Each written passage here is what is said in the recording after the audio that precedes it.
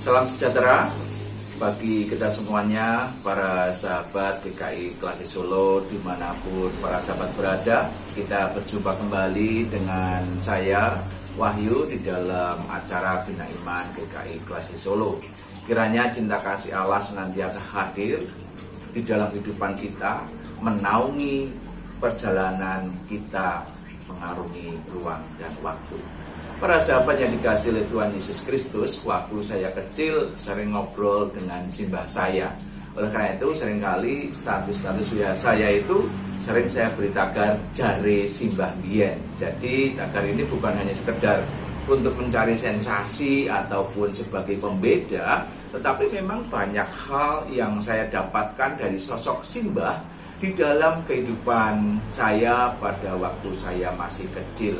Nah, tentu kemudian bukan hanya bicara soal simbah dalam arti yang memiliki pertalian darah atau ikatan darah, tetapi simbah di dalam arti yang lebih luas lagi, yaitu para pujangga-pujangga yang lama yang sudah hidup pada masa itu, orang-orang yang wasis, orang-orang yang waskito, orang-orang yang tajam di dalam olah rasa mereka. Dan juga termasuk para simbah-simbah penulis kitab suci dan juga para bapak-bapak gereja.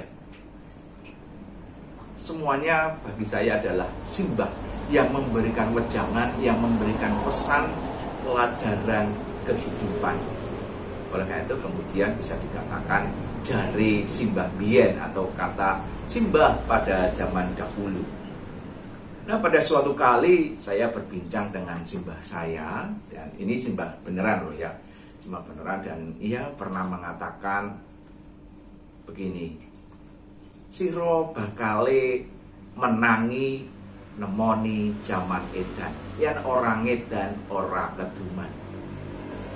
Kamu akan berjumpa, kamu akan mengalami zaman yang edan, zaman yang gila. Kalau tidak ikut menggila, maka kamu tidak akan ikut kebahagiaan.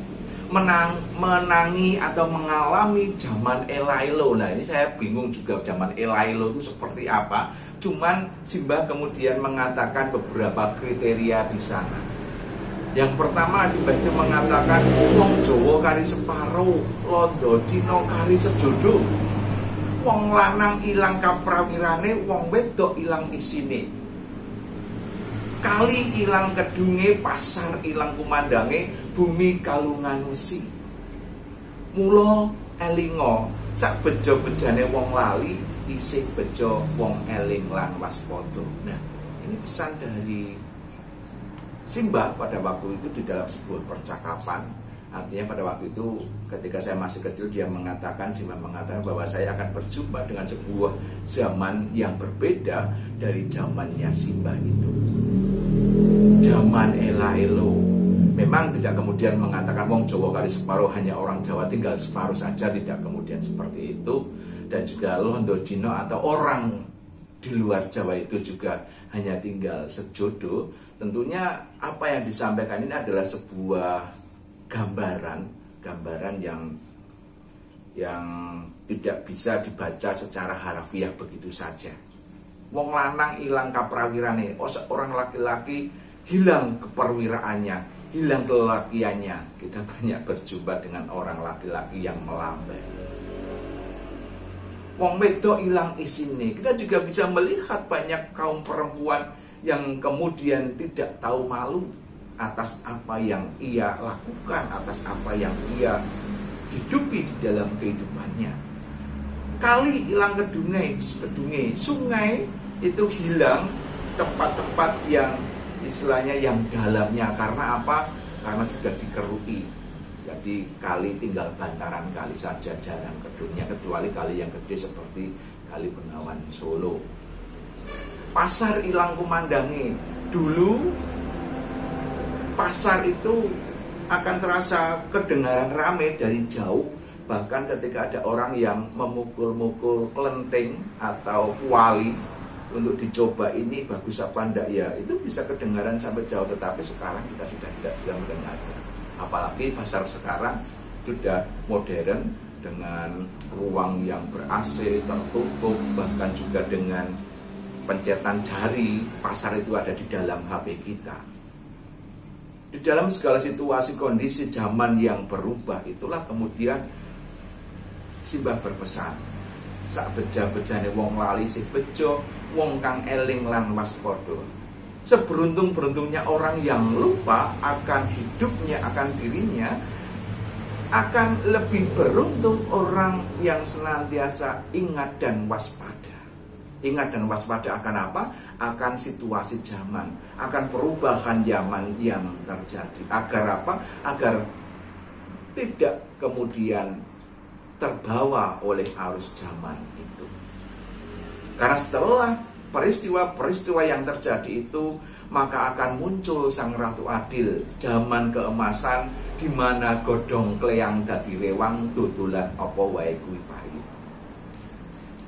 Masa di mana kehadiran sosok pemimpin yang adil, di mana di masa keemasannya itu paribasannya atau istilahnya godhong, daun ataupun daun yang sudah kering itu bisa menjadi sumber penghasilan. Mau jualan apapun juga laku.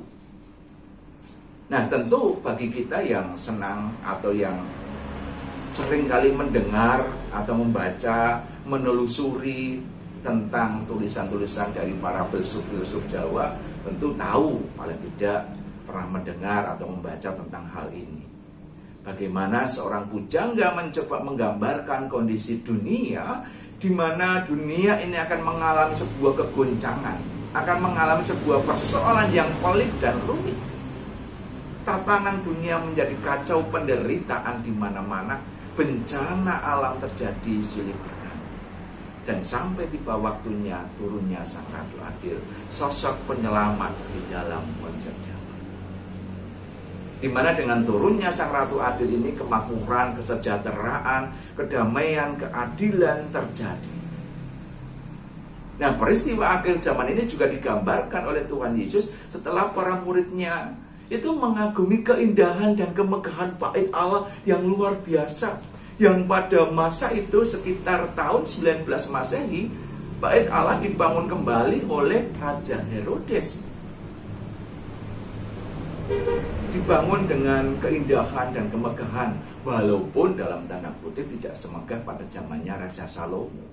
Tetapi pada masa itu bait Allah menjadi sebuah tempat yang sangat megah pada masa itu. Nah, para murid Tuhan Yesus mengagumi keindahan dan kemegahan bait Allah, tetapi kemudian Tuhan Yesus mengatakan bahwa bait Allah ini akan runtuh, batu-batunya akan tidak bertumpang tindih, tetapi akan sama rata. Dan ini terjadi pada tahun 70-an Masehi, ketika bait Allah itu diruntuhkan. Tuhan Yesus juga mengatakan bahwa akan ada banyak pengajar-pengajar palsu, nabi-nabi palsu. Mereka berani mengaku sebagai orang-orang yang diurapi oleh Tuhan. Apa yang mereka kerjakan untuk menggoncangkan iman dan untuk menyesatkan umat Tuhan. Akan terjadi juga banyak penderitaan, perang di mana-mana, bangsa melawan bangsa. Tetapi itu semuanya hanyalah sebuah permulaan. Nah, bagaimana kita sebagai umat Tuhan mencoba mensikapi situasi yang digambarkan oleh Tuhan Yesus ini? Hal menarik yang dituliskan oleh Tuhan Yesus di dalam Matius pasal 24 ayat 13. Di sana Tuhan Yesus mengatakan, tetapi orang yang bertahan sampai pada kesudahannya akan selamat. Di dalam segala situasi yang berat dan sulit, umat Tuhan ajak untuk tetap bertahan. Bertahan dari pengajaran-pengajaran palsu yang menjamur, yang menina-bobokkan kehidupan umat Tuhan. Oleh karena itu kita perlu untuk menyaring dan menguji setiap pengajaran yang kita terima. Bertahan dari pengajaran palsu, bertahan dari berbagai peristiwa yang melelahkan pikiran, hati, dan jiwa kita. Terlebih ketika derita itu, peristiwa itu melanda kita begitu hebat dan seakan-akan kita sudah tidak mampu lagi untuk bertahan. Ketika kita sudah mengalami kelelahan yang hebat, kita bisa berpikir di dalam pikiran kita, aduh, aku sudah tidak kuat lagi dengan segala situasi. Tapi kita perlu mengingat di dalam firman Tuhan ini, dalam Matius 24 ayat 13, tetapi orang yang bertahan sampai pada kesudahannya akan selamat. Tuhan menyatakan itu. Bagi yang bertahan, maka ia akan selamat. Oleh karena itu, para sahabat yang dikasihi Tuhan, di tengah segala situasi dan kondisi yang kita alami, entah itu baik, entah itu buruk, entah itu duka, entah itu gembira, entah itu suka ataupun sedih, mari kita terus berjuang untuk tetap bertahan dalam iman dan pengharapan kita kepada Tuhan kita Yesus Kristus, Sang Kepala Gereja. Kiranya Roh Kudus senantiasa hadir untuk menolong dan menopang kita. Selamat pagi dan selamat beraktivitas. Tuhan memberkati kita semuanya. Salam sehat.